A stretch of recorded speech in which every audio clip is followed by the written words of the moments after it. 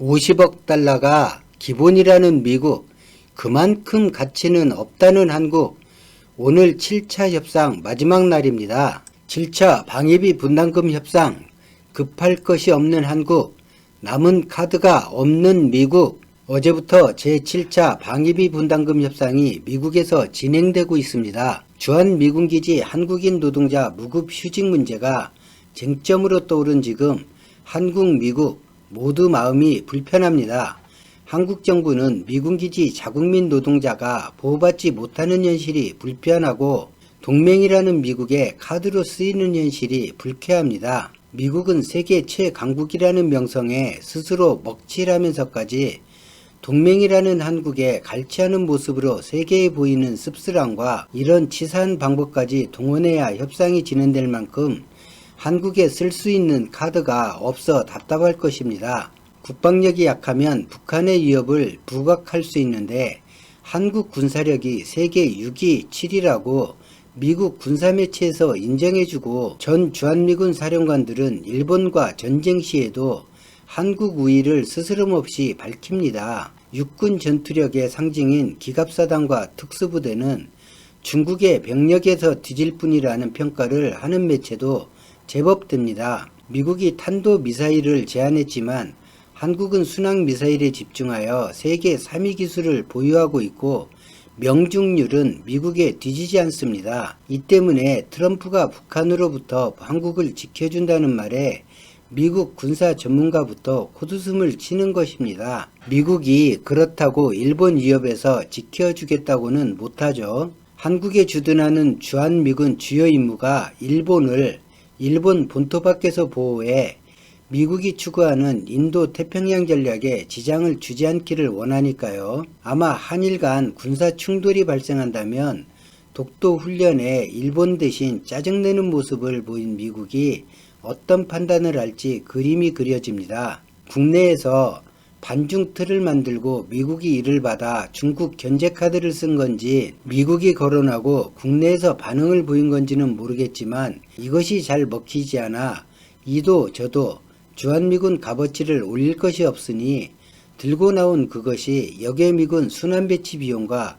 훈련 비용 분담입니다. 아시다시피 미국은 얼마 전까지 호주, 일본과 대규모 연합훈련을 했습니다. 이런 비용을 분담하라는 말입니다. 결국 이 훈련이 중국 견제용 훈련인데 한국이 응할 이유가 없습니다. 미국은 동맹이니 분담이 당연하다 주장하는데 참 기가 막히고 코도 막히는 주장입니다. 중국을 가장 확실히 한국이 견제하는 방법은 지금 미국이 한국에 제안하고 있는 이런저런 것들을 모두 해제하는 것입니다. 동맹국이 강해지는 것보다 더 나은 견제가 있을 수 없습니다. 일본은 법을 바꿔서라도 강해지라고 부채질하는 미국이 한국엔 아직 이런저런 제약을 하고 있습니다. 바꿔 말하면 한국은 대리전쟁을 치르는 공간으로 역할이면 충분하니 굳이 강해질 이유가 없다고 보는 것입니다. 한국은 미국, 일본이 지켜줄 테니 돈 내고 말 잘 들으라는 것이죠. 이런 꼴 안 보려면 하루라도 빨리 전자권 찾아오고 자주국방에 매진해야 합니다. 적어도 일본은 확실히 들을 만큼은 되어야 합니다. 일본이 헌법을 바꿔 재무장하면 어떡하나 걱정할 시간에 어떻게 하면 강해질까를 연구하고 실천하면 됩니다. 한미의 7차 회의가 지난 1월 6차 회의 이후 2달 만에 열리는 것으로 18일까지 이틀 일정으로 진행되는데 오늘이 그 이틀이 되는 날입니다. 아직 방위비 분담금을 둘러싼 한미 간 이견이 커서 타결이 불투명한 상황이지만 주한미군 한국인 노동자 무급 휴직 문제가 있는 만큼 협상 속도는 빨라질 것으로 보는 언론도 있습니다. 국내 언론이야 미국과 불편하면 안 된다는 고정관념이 강해 한국이 다소 양보하더라도 심지어 미국 안을 다 수용하더라도 타결을 희망하는 것이 현실입니다. 총선이 1개월도 남지 않은 시점에 미국이 협상 테이블을 마련한 이유 설명하지 않아도 다들 짐작하실 것입니다. 한국 정부의 안보 논쟁거리에 대한 부담을 지워 협상을 유리하게 이끌려는 것인데 현재 40억 달러까지 양보라는 말까지 써가며 제시한다 들려옵니다. 제가 전에 올린 영상에서 궁극적으로 미국이 25억 달러에서 30억 달러 사이 타결을 원할 것이라 말씀드렸는데 이 금액은 한국이 받아들이기 매우 어렵습니다.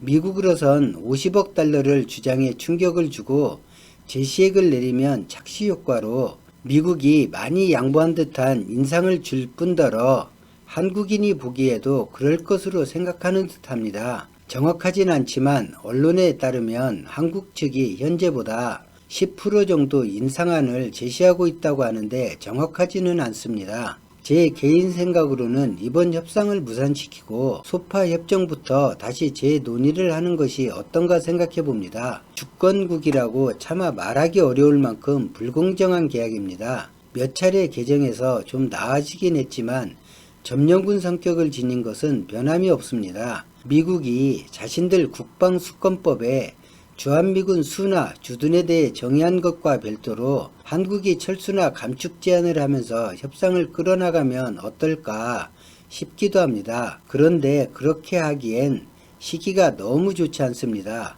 총선이 코앞이니까요. 만약 이 협상이 5월 이후로 미뤄진다면 트럼프가 오히려 쫓기게 되겠죠. 작년 7월부터 우리 한국 정부 잘 버텨오고 있습니다. 한국 정부가 이렇듯 미국과 협상하는 것이 가능한 날이 왔습니다. 대한민국 정부 힘내시고 조급해하지 마시고 마음에 안 들면 그냥 오셔도 손뼉 쳐드리겠습니다. 오늘 영상은 여기까지입니다. 고맙습니다.